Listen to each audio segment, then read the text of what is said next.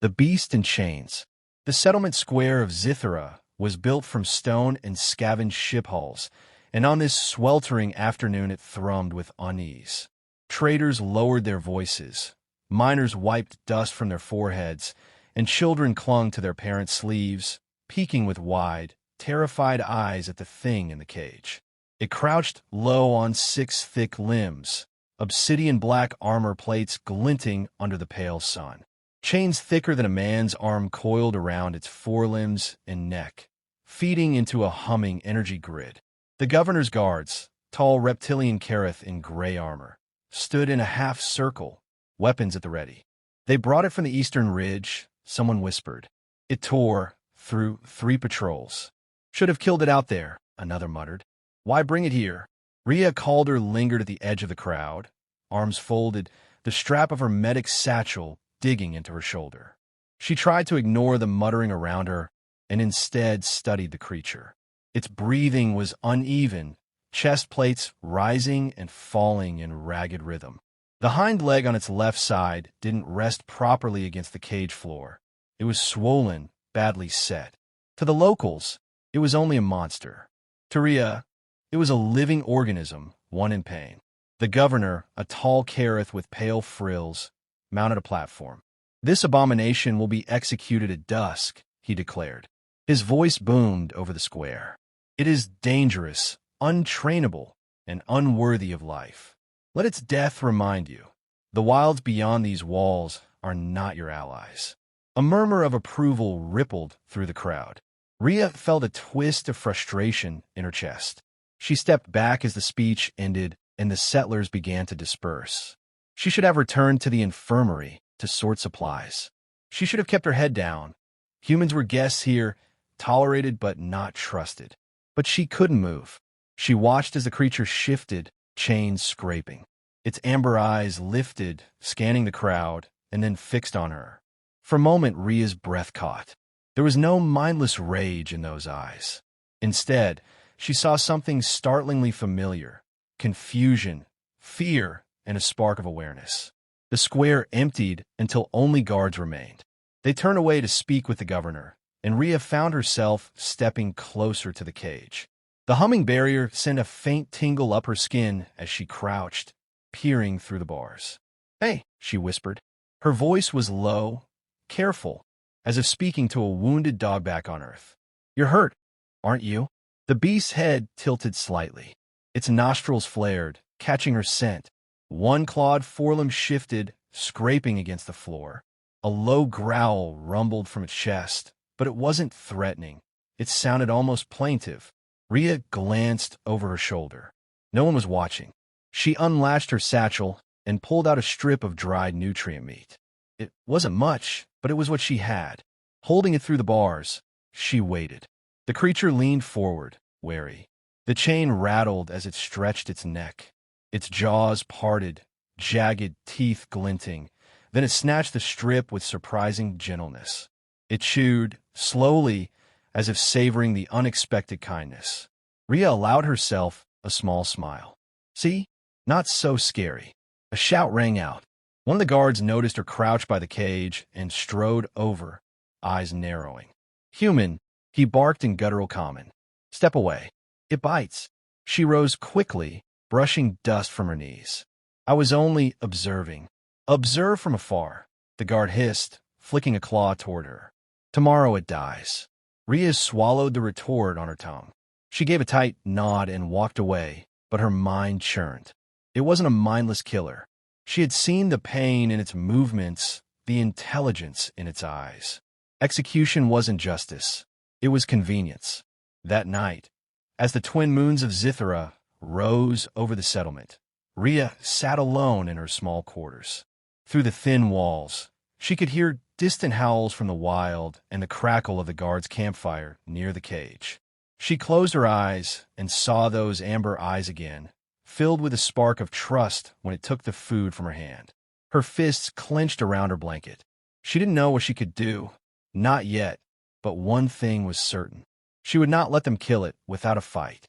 And somewhere in the darkness of the square, the beast curled against its chains and gave a low, rumbling sound. almost like a purr, naming the monster. The next morning dawned cold and gray, mist crawling between the settlement's uneven walls. Rhea woke early, unable to shake the image of amber eyes and the weight of the guard's words, "Tomorrow it dies." She spent the day working in the infirmary, tending to a miner with a fractured arm and stitching a cut on a child's leg. But her mind kept drifting to the cage in the square. Was the creature hungry? Thirsty? Terrified? By dusk, her shift ended. The settlement square was quieter than usual. Most folks stayed in their homes when the wind picked up like this. She pulled her jacket tight and walked, pretending she had errands to run. When she reached the cage, the guards were distracted by a dice game in a corner shelter. The energy grid still hummed faintly, casting a blue glow on the stones. The beast was there, crouched low again, head resting on its forelimbs. Its breathing was shallow. Its left hind leg was worse than she remembered, and dried black blood clung to its plated hide. Rhea knelt slowly. "Hey, you," she whispered. The beast stirred, lifting its head. Those amber eyes found her again. Rhea took a deep breath and unwrapped a packet of preserved root bread she'd saved from her own meal. She held it out through the bars, steady despite the tremor in her hand. The creature hesitated, then edged closer. Its nostrils flared. With deliberate slowness, it extended its massive jaw and took the bread, chewing in silence. "There you go," she murmured. "You're not a monster. You're just stuck here like me." The words felt strange in the air. She found herself smiling, despite the danger. You're not even that scary up close. Look at you." Her eyes traced the armored plates, the jagged scar across its muzzle. All those spikes and claws, and yet you've been nothing but gentle with me. The beast gave a low, rumbling sound deep in its chest. Not a growl, not a threat, something else, an answer. She laughed softly, shaking her head. "Back on Earth, I had a dog with fur like a storm cloud. He was a big coward, too. We called him Fluffy." Her fingers brushed the cold bars. "Yeah, that's what you are. Fluffy." The name sounded ridiculous, absurd, and yet something in her chest warmed as she said it. The beast, Fluffy, she thought, grinning, shifted closer until the bars nearly touched its plated muzzle. Carefully, Rhea slid her fingers through. Her heart thudded as she touched the edge of a jaw plate. Instead of snapping, the creature leaned into the contact, a low vibration thrumming through its body. "There you go," she whispered. "Good boy. You like that, huh?" Behind her, a sound, a scuff of boots on stone. Rhea jerked her hand back and stood. One of the younger guards approached, scales glinting in the lamplight. "You again," he hissed. His voice carried contempt, but also confusion. "Why do you risk your hand? That thing would rip it off." Rhea straightened her shoulders. "It's hurt. It's scared. Anyone can see that." The guard narrowed his eyes. "You humans are strange. You see pets where we see weapons." He spat on the ground and turned away, muttering, "Tomorrow it dies." "Don't waste your pity." Rhea watched him leave, her heartbeat slowing. Then she turned back to the creature. Its eyes hadn't left her. "I won't let them," she whispered fiercely. "I promise, Fluffy. I'll figure something out." A sharp wind swept across the square, carrying the faint scent of ozone from the energy grid. The lamps flickered. Rhea crouched again and pressed her palm to the bars. Fluffy lowered its head, brushing the cage's edge as though trying to mirror the gesture. The moment stretched, soft and strange. In that instant, Rhea forgot the guards, the governor's threats, the wilds outside the walls. There was only her and this creature, bound by something fragile but real. "I'll see you tomorrow," she said softly, backing away. "Stay safe, Fluffy." As she disappeared into the misty streets, the beast shifted, curling its body tighter. A low, rhythmic sound rose from its chest, somewhere between a growl and a purr, echoing into the night. The escape and the bond. The night storm rolled in without warning. Winds howled through the settlement's jagged alleys, rattling loose metal sheets, tearing banners from walls. Rain struck the square in sheets, sizzling where it touched the cage's energy grid. Rhea was in the infirmary, cleaning instruments, when the first explosion of shouting reached her ears. She froze, heartbeat spiking. The sound came again, shouts, the distinctive whine of an energy weapon discharging. She grabbed her jacket and bolted into the storm. Through the rain-blurred streets she ran, boots slapping against wet stone. She rounded a corner and saw chaos in the square. 3 alien hunters, not official guards but hard-faced settlers, were circling the cage. They were drunk, their movements loose and reckless, and one of them carried a plasma rifle. The energy grid sparked wildly. Someone had cut part of the feed. The humming was uneven, flickering. Inside, the beast crouched, muscles coiled, growling low. "You wanted to see it fight?" One hunter jeered, swinging a spear against the bars. Sparks flew. "Let's see how many pieces it tears off before it dies." "Stop!" Rhea's voice cut through the storm as she ran forward. "Get away from it." The hunters turned, surprised, then laughed. "Little human," one sneered, stepping toward her. "Go home. This isn't your business." Rhea planted her feet. "It's wounded. You're provoking it." They ignored her. Another blow from the spear disrupted the grid entirely. The hum dropped, and suddenly there was only the metallic screech of the door hinge as it swung open. The beast lunged. Rain exploded in spray as claws struck stone, tail lashing. The hunters scattered, cursing. One fired a wild plasma shot that seared the beast's flank, earning a roar that shook the square.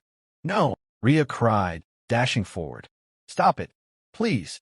A hunter raised his rifle, aiming directly at the creature's head. Rhea didn't think.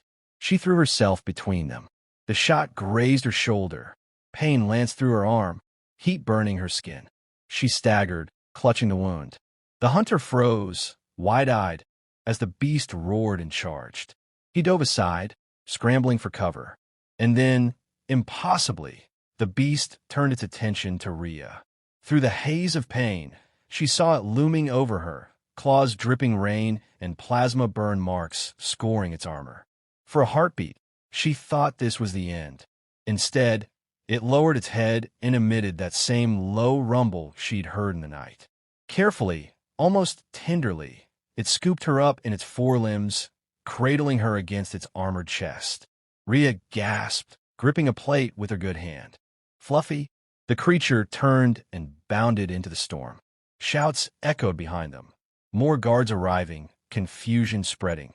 But the beast moved with a speed and grace that defied its size. It leapt over crates, darted through narrow alleys, scaled a crumbling wall as if weightless. Rain lashed against Rhea's face as they left the settlement, plunging into the jagged canyons beyond. Rocks blurred past, lightning split the sky, and still the beast ran, sure-footed even on slick stone. At last, it stopped in the shadow of a towering cliff, far from the lights of the settlement. It lowered itself carefully, setting Rhea down on a dry patch beneath an overhang. She slumped against the rock, gasping, clutching her burned shoulder. The adrenaline ebbed, leaving her trembling. The beast crouched beside her, head low, eyes watching. "You saved me," she whispered hoarsely. Her laugh was broken, incredulous. "You're supposed to be a monster, remember? But you're not." The beast rumbled softly. It shifted its massive body, curling around her like a living shield against the wind. Rhea pressed her good hand to one of its plates, feeling the vibration of its heartbeat through the armor. In the dim light, she saw more details now. Old scars crisscrossing its hide, puncture marks where trackers had been embedded, the jagged edge of its injured leg. All this time, they'd only seen a beast. She saw a survivor. "You're safe now," she murmured, though she knew they were both far from safe. "Good boy, Fluffy, good boy." The storm raged on, but within the shelter of the overhang, Rhea leaned against her unlikely savior and felt, for the first time in months, that she wasn't alone. When a beast saves a world. For 2 days, Rhea and Fluffy hid in the canyon.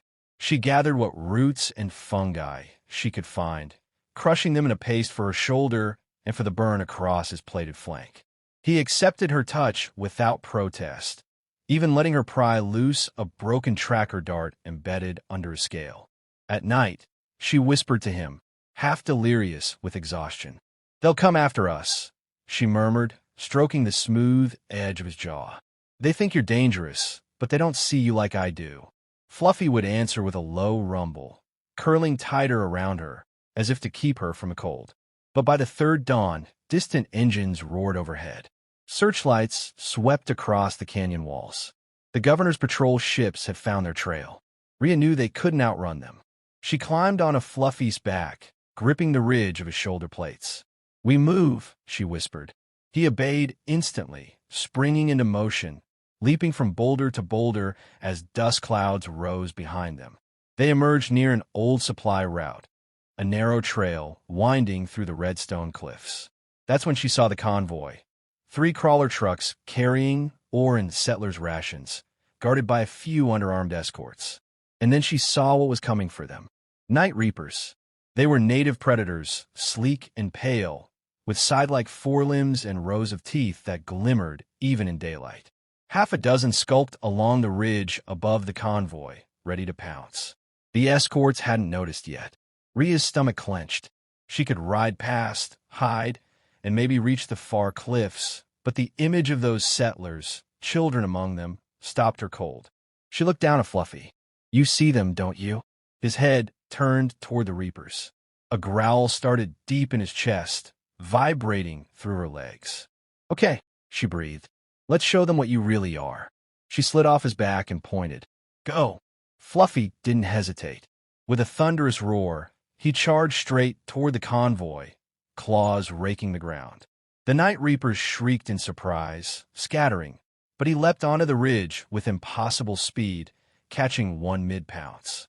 His jaws clamped down, tossing it aside. The convoy driver screamed, slamming brakes, dust rising like a storm. Guards raised their weapons, then froze as they saw the beast attacking not them, but the predators. Rhea sprinted after him, waving her arms. "Don't shoot. He's helping you," she cried, voice hoarse. "He's protecting you." Fluffy barreled through 2 Reapers, claws slicing. One leapt onto his back, stabbing with a hooked limb, but he slammed it into the cliff, shaking it loose. Blood, bright blue, spattered the stone, but he didn't slow. A guard started to raise his rifle at Fluffy, but an older settler grabbed his arm. "Wait, look." They all watched as the beast positioned himself between the convoy and the predators, tail lashing, chest heaving. The last of the Night Reapers screeched and fled into the rocks. Silence fell, broken only by the hiss of cooling plasma rifles and the ragged breathing of the convoy crew. Fluffy turned back to Rhea, plate scratched, sides heaving. He lowered his head slightly, as if seeking her approval. Rhea ran to him, pressing her forehead against his jaw. "Good boy," she whispered fiercely. "You did it, Fluffy. You saved them." Behind her, the governor's patrol ships descended, engines whining. Soldiers leapt out, weapons ready. But instead of finding a rampaging monster, they found a battered beast standing guard over grateful settlers. One of the children, braver than the adults, crept forward. He reached out a small hand and touched Fluffy's plated muzzle. "Good, Fluffy," the child whispered. The soldiers froze. The governor himself stepped from his ship, frills stiff with shock. He stared at the convoy, at the bloodied predators scattered in the sand, at the beast crouched protectively near the human woman. "What is this?" he demanded. Rhea stood tall, one hand still resting on Fluffy's jaw. "Not a monster," she said. "Not a weapon. A friend." The governor hesitated. The murmurs of the settlers grew louder, stories of how the beast had shielded them, how it had fought for them. Slowly, the governor lowered his weapon. The kill order was never spoken again. Weeks later, a new enclosure stood on the settlement's edge. Not a cage, but a sanctuary built from stone and reinforced steel, with wide, open space to roam.